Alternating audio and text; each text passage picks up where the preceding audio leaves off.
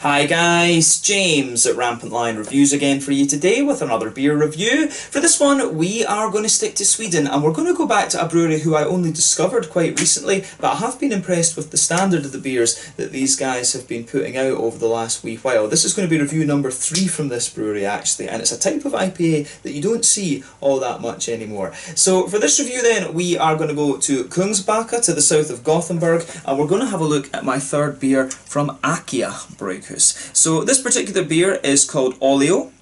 It comes in at 6.5% ABV, and this one is a West Coast IPA. So yeah, the other two beers that I've had from these guys before, it was the We All Have Names, which was a sort of rye leaning IPA if I remember correctly, and I was really impressed with that one. That was what really made me kind of start keeping an eye out for stuff coming out from this brewery. But then I also had the Kumos, I think it was called, Kumos, and this one was just a kind of straight up New England double IPA, and it was nice. But I think, you know, when it comes down to it, I think I probably did prefer the kind of quirkiness, if you like, of the We All Have Names. So when I saw that these guys were releasing a West Coast IPA, I thought, you know, I really need to have a go at that. So this beer was released on the 1st of August 2020 as part of the Lokal Osmoska assortment in Systembolaget. And it was released along with the Hopnik, and I actually tried to order the Hopnik the other day, but I think I mistakenly ordered another one of these along with a beer from 10 Hands. So yeah, I don't know if I will get to review the Hopnik, unfortunately. I did want to have a look at that one because I've heard that that is one of their best IPAs that they do, but I think unfortunately maybe we'll have to wait for next year. We'll just need to wait and see. But definitely cool to return to AKiA Brygghus again after a month or two, and hopefully this is another nice beer, and I hope that you guys enjoy my take on it as well. So let's see how we get on then. As always with my reviews, I'll tell you a little bit about the brewery before we taste the beer. If you want to get straight to the tasting, just fast forward. All the usual links are in the description below. That's the brewery website, the link to my other reviews that I've done from AKiA Brygghus before. Like I said, this is review number 3, and you will definitely see more in the near future. There's all the usual social media down there as well. If you want to see more reviews, do please consider subscribing to the channel. The whole channel, of course, has a geography-based tagging system, so you can go into the homepage and search for beer based on country, city, state, county, province, prefecture, whatever it is you happen to be interested in. Do check out the playlist of beers from different countries. There is one there for all the Swedish beers that I've reviewed for you. That's constantly being added to, and as always, please do get in touch and let me know some of the other beers and breweries that you guys would like to see me review. It's always great to hear from you guys that are watching the videos, and the support that you show the channel is hugely appreciated. So anyway, to tell you a little bit about AKiA Brygghus then, on to my brewery notes. So as I've mentioned to you already, AKiA are based in Kungsbacka to the south of Gothenburg, Göteborg on the west coast, and the brewery was founded by Christian Fingved back in 2016. So he'd worked as a lighting technician in the music industry for a number of years, and this took him all over the world. And he was a sound engineer for the soundtrack of Our Lives, and he also worked with the Wannadies and Tostrom as well, who are, you know, quite well known Swedish acts. But he travelled around for 8 years, but then he had children and he decided that he needed to stay put in his work life. So he started off working 20% in the brewery, and then he brewed with a 300 litre brew kit, but he quickly found that this just wasn't big enough to kind of do what he wanted. So he upgraded to a 1500 litre brewery in August of 2017. And this took his brewing capacity up to 40,000 litres. In 2018 he brewed around 10,000 litres of beer, and then he upgraded the brewery again in 2019 to further increase capacity. But Christian also has a history of letting different home brewers brew at the brewery as well. So quite often you will see collaborations, different beers released under the AKiA name, which are actually collaborations with different homebrewers as well, which is pretty cool. I'm not sure if he does let some breweries do a little bit of kind of gypsy contract brewing, whatever you want to call it as well, but yeah, that would be a good little bit of income for the brewery. And of course they are still a fairly small operation, but yeah, they are putting out some really nice quality beers. You know, to survive in that Gothenburg area as a commercial craft brewery, your beers have to be good, and I think these guys are going to be alright. I think these guys will be fine. But yeah, the brewery itself can be found in the old Alfors mill, and the name of the brewery, AKiA, is actually an abbreviation of the Swedish name for this. because it does have like a longer kind of legal name or whatever from what I remember. But as of August 2020, when I'm filming this review for you, these guys have produced about 40 different beers. I believe on Untappd the exact number is 39 as of the 24th of August, the exact date that I'm filming this review for you. So yeah, that's all I can really tell you about AKiA Brygghus for the moment. As I said to you, this is my third beer from these guys, and I have been impressed with the two that I've had so far, although more so with the We All Have Names. I thought that was a really quirky, interesting beer. So yeah, I recommend you check out that one, but from what I've heard, these guys are putting out some really nice different beers. I think probably for my next review I need to try like a lager or a stout or something like that. I can't remember if these guys actually have stouts, but I'm pretty sure they do have a lager, if I remember rightly. Mainly an IPA brewery, these guys though.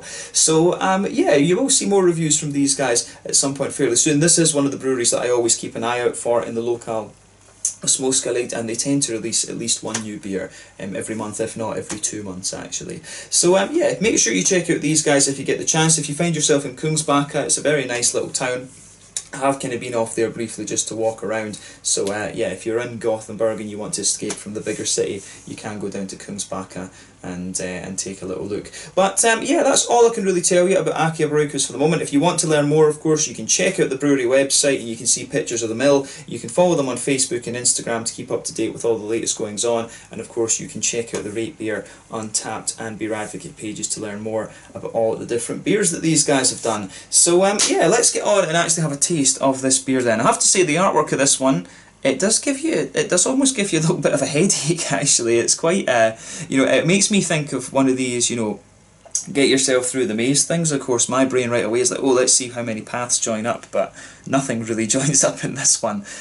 So yeah, it gives me a little bit of a headache to look at that just because of the way my kind of crazy brain works. But yeah, as you can see on the back there is the AKiA Brygghus symbol there. That of course is the water wheel, which is quite nice. I think I do like the symbol for this. It is actually very, very cool. But yeah, you can see the artwork on this one. I'm not sure if this beer is named after the artist, because you can see the signature Ollio down there. So maybe he's just brewed a West Coast IPA, he's been looking at art and he's decided, oh, I like this one, and then he's named it after the artist. I'm not quite sure. There wasn't anything on the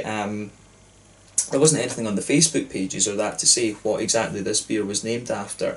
But yeah, 440ml can this one. I think I paid 45 Swedish kroners for this. So yeah, for those of you, that is roughly about £3.75 or something like that. About, yeah, €4.50 maybe. Although the euro is getting stronger, so yeah, about $4.50, I guess, maybe a little bit more than that because the dollar has dropped recently, maybe nearer $5 actually. But yeah, let's get this guy out and we will get on with the tasting then. I'm really curious to see what this beer has in store for us. But yeah, unfortunately I didn't manage to get the Hopnik. Would have liked to review that one, and I suppose I'm going to have another one of these to drink soon when I get my 2-beer order into Systembolaget that I made. It's quite funny now, I can go into my local Systembolaget and they just come out with a box. I usually go in, they know that I come in at the start of every month to pick up my my special orders, if you like. I can tell you straight away, when you open this up, this beer does smell pretty damn old school. I'm quite excited for this. But yeah, as you can see and as you would expect from a West Coast IPA, this one's poured a really nice kind of medium amber colour. This one, it's not the darkest of ambers and richest of ambers that you're going to come across, but it's pretty much right in the middle of the spectrum. Maybe slightly more towards the lighter side of things for a West Coast IPA, but that looks really nice. You can see when this beer poured, it poured with about a 2/3 finger of a frothy, I would say creamy head on this one. I'd say a kind of cream coloured head. It's not quite perfect white, it's not far away though, but yeah, 1 or 2 big bubbles sticking towards the side of the glass, a few little ones going up towards the bottom of the head there, but I mean overall it does look pretty nice. And I'll tell you straight away, there is something, I'm just getting, you know, wee wafts of the aroma coming out of the glass of this. This smells properly old school. I am excited for this. But yeah, it's really nice. There is a degree of haze to this one, but I think, you know, that is just natural, and of course it's nowhere near as hazy as you're going to get from you know, the likes of a Weissbier or a New England IPA these days. But certainly, in terms of a West Coast IPA, this beer looks the part. So let's have a look at that aroma and see how we get on then. This beer is like so nostalgic, it really is. I love shit like this, man, I really do, I love it. So yeah, this beer, straight away, it just takes me back to, you know, when my days in Aberdeen, you know, the first days, you know, drinking in the Brewdog bar and things like that next to Marshall College, you know. It really is like that. I think this is going to be nice. I do think this is going to be nice. Yeah, so straight away with this beer, you get the malt base is pretty classic. I mean, you've got a little bit of that kind of, I don't think it will be American Turo that they're using in this, because I think it's quite expensive for them to bring that over here. But yeah, it has that lovely kind of slightly bready base to it. You know, you've got a lovely bit of white bread in there, but it almost comes across as slightly brown bready in a way. You've got a lot of there's a good bit of a sweet caramel to it.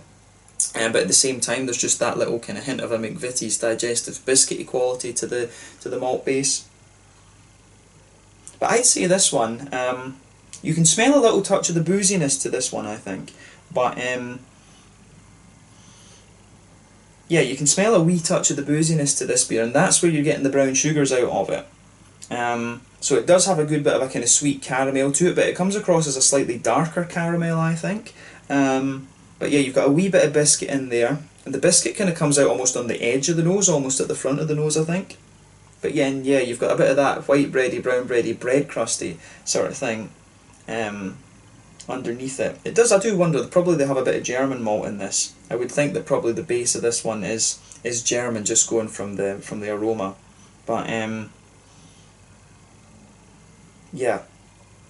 The malt base in this one is really nicely done. I'm curious to see how sweet it is on the taste. But yeah, the malt base is kind of exactly what you'd expect. Like I say, nice bread, white bready, brown bready, bread crusty base, sweet caramel on top of it, a little bit of a biscuit. You know, there's maybe one or two very slightly kind of woody undertones to it, but those are very, very minimal. The malt base is bready, caramelly, biscuity. That's it, kind of straight up. The hoppy side of things is quite nostalgic as well.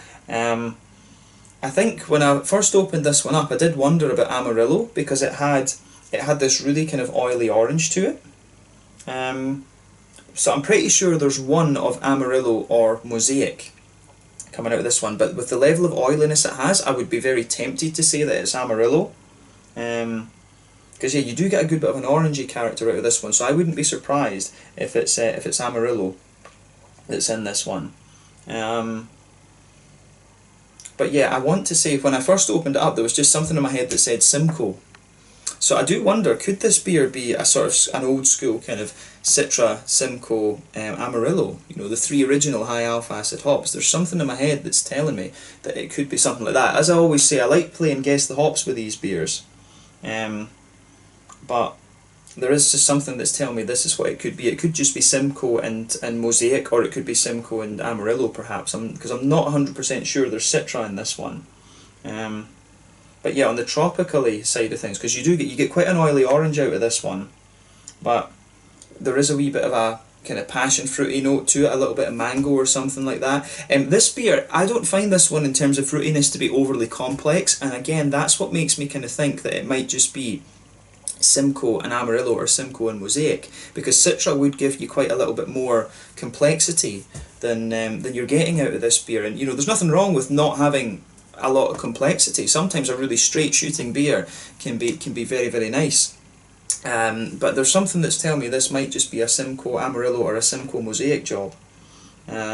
I'd be very curious to know what hops are in this actually. The oranges, the more I smell of this though, the thing that's sticking in my mind is the more I smell of this, the oranges become a bit brighter. That makes me tempted to say Mosaic rather than Amarillo. So yeah, can't really make my mind up on that, to be honest. But yeah, for me, this one's got a little bit of it's got a little bit of passion fruit. There is a wee touch of a mango quality there, which could be Citra, but it doesn't quite have the strength.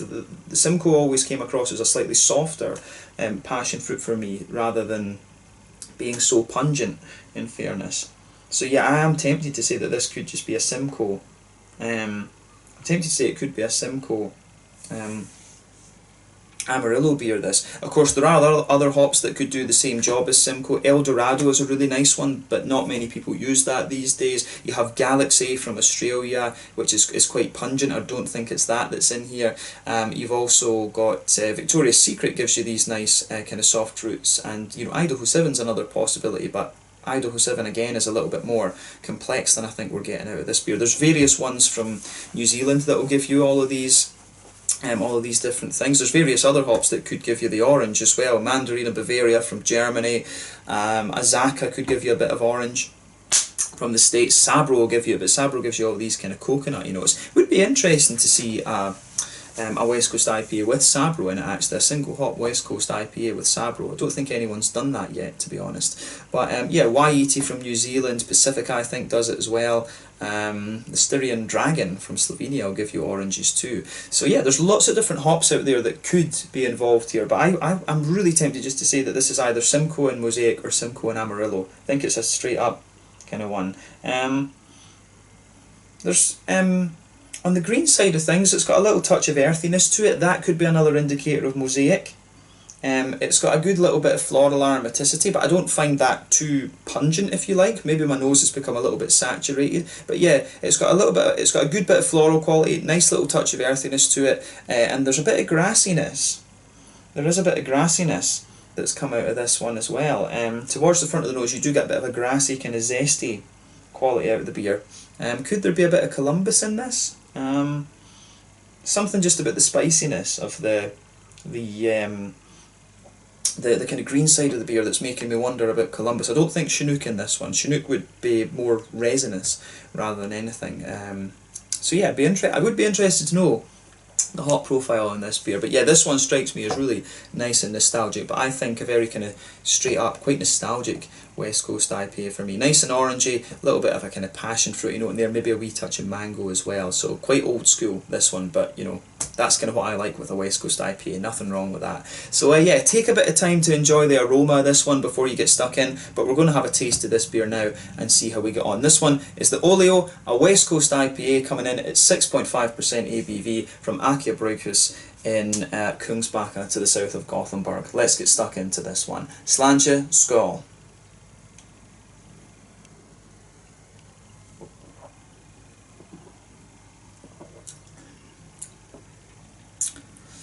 That's nicely done, I have to say.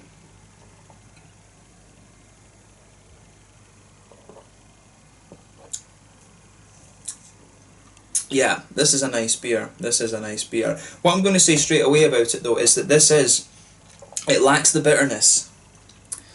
It's got a bit more bitterness than your kind of New England one, but it doesn't have the kind of old school bitterness, I think, that you would normally get from the West Coast IPAs. I really think that when it comes to these beers, there's so many breweries these days that they'll brew West Coast IPAs and they'll produce a really, really nice malt base. And they'll get the fruits coming out nicely, but the beers, they just don't have that kind of hoppy bite that the West Coast IPAs always used to have.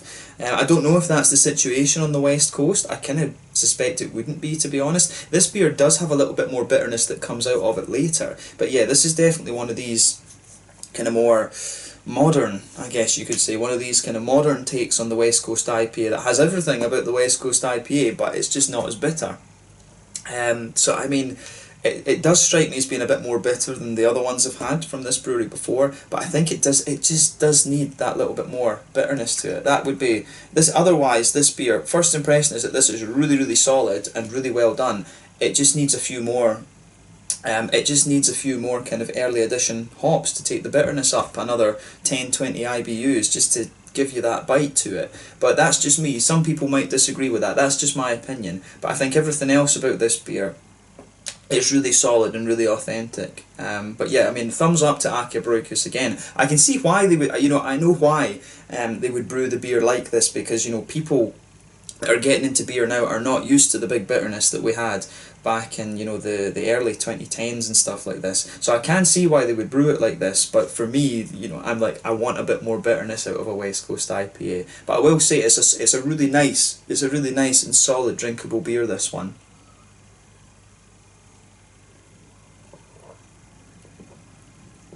And yeah, the malt base is really well done. The way the fruits come out is really nice, and this is solid. Yeah, so thumbs up to AKiA Brygghus for this. So yeah, let's try and break this one down a little bit then. So straight away across the middle of your palate, you get that nice kind of bready base that I was talking about. You could pick that up in the aroma straight away. So you get a nice little bit of a kind of it's quite a really smooth bread that you get out of this one. Very nice and very smooth. Mix of a brown bread and white bread, as I said. If you go towards the back third of your palate, it gets a little bit thicker, I would say. In the very centre of your tongue, you've got a nice little bit of a sweet kind of caramelly note. To this one, there's a wee bit of a biscuity quality comes out of it as well. So yeah, in the very centre of your tongue is it's got quite a bit of a boozy caramelly note. As you move further out from the centre of it, it's a little bit more kind of McVitie's digestive biscuity actually. So I really like how that goes together with this beer. So yeah, the malt base is pretty straight up like that. Middle of your palate, it comes across as a little bit more pale malty in the middle third of your tongue, with the kind of sweeter caramelly and biscuity notes on top of it. But as you go towards the back third of your palate, I think it does get a little bit thicker and bready, and maybe there's one or two little hints of a kind of graininess in there. Maybe there's a little slight woody undertone to the middle third of your palate, which is quite nice. But yeah, on the hoppy side of things, I think it's pretty solid again. Back corners of the palate, you've got a nice little bit. You do have a nice little bit of earthiness there coming out of it. As you move further forward along the sides of the palate, it gets a wee touch herbal, but then as you reach the front corners of the palate, it's got a nice little bit of a kind of floral aromaticity to it as well, and a wee bit of the kind of more dank type, a little bit of the more kind of dank type things going on, which is quite nice. It does have the dankness to it, which is good, but as I say, it just doesn't quite have the big bitterness that you would normally expect to this one. I do think they have maybe used Columbus in this one, and the two bittering hops that were always really good would be the Columbus and the Chinook, of course. But I do wonder, there are one or two wee elements that are making me wonder if there's a wee bit of Cascade in this. There's a few things about this beer that's making me wonder about the Cascade, so let's just explore that a little bit more.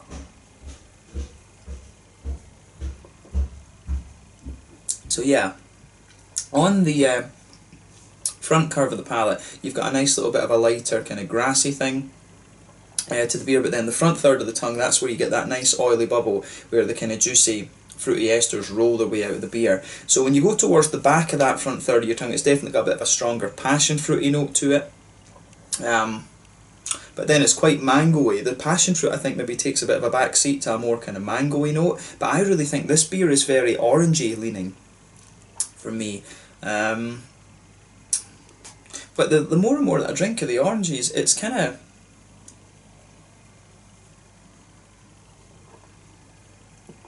yeah.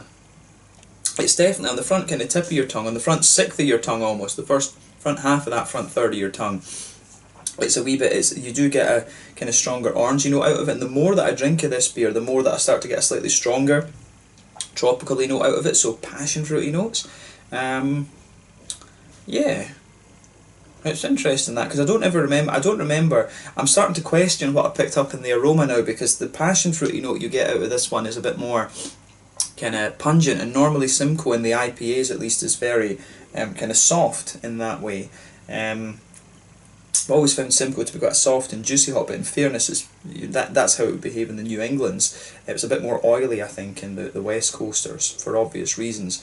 But yeah, nice little bit of a darker passion fruity note there towards the back of the tongue. As you move further forward, it maybe gets a little bit more mango-like, and then the front tip of your tongue is pretty much orange. On the front edge of your tongue, where you're getting the grassy notes, there is a little bit of a kind of citrusy zest to the beer, which lingers into the aftertaste, and that's quite nice as well. I'm starting to doubt the statement I made as well about the Cascade a minute ago. There's one or two little elements there, just the way that some of the grassiness comes out on the front of the tongue, that makes me think Cascade, because Cascade almost has that kind of brightness to it that you would normally expect of like Czech Sats. I always found that Czech Sats had a really nice bright, grassy and slightly brighter floral character than the Hallertaus and the Tittnangers from Germany. I'm sure Cascade actually was descended from the Czech Sats, if I remember rightly. But yeah, there is just something about the grassiness in this that makes me wonder about the Cascade. And the Cascade, a bit of Cascade might also explain the slightly darker, more pungent tropical flavours that you get at the back of that front third of your tongue as well. But yeah, I mean, this is it's one of these beers that I think that's pretty much a straight shooter. It's not madly complex. It's got a nice It's got a nice kind of oily, fruity character, which is what you expect. The malt base, I think, is really well done, and it's got a little bit of the dankness that you expect of the West Coast IPA. For me, it just needs a little bit more bitterness. It needs to be like 60, 70 IBUs, whereas I think this one's probably about 40 or 50, unless my tongue has become very, very saturated over the years, and I don't detect bitterness. I don't notice bitterness quite as much as I used to. But yeah, I think everything about this beer is for a West Coast IPA is really solid. I would just want a little bit more bitterness out of this, and I think in fairness, if they put a bit more Columbus in this at the start, you know, to take the bitterness up, or a bit more Cascade, you know, it would still hold up really well. I think they've got everything about this beer really solid, but just a bit more bitterness. I think this is one that is just brewed with the kind of fact in mind that many more have got into craft beer recently and they're not used to the high bitterness. I think that's probably a fair kind of assessment of this. But for a West Coast IPA, the flavour profile otherwise, I think, is really solid on this one. So well done to AKiA Brygghus once again. This is really nicely done, actually. So yeah, in terms of the mouthfeel, then I think this beer, what would we say?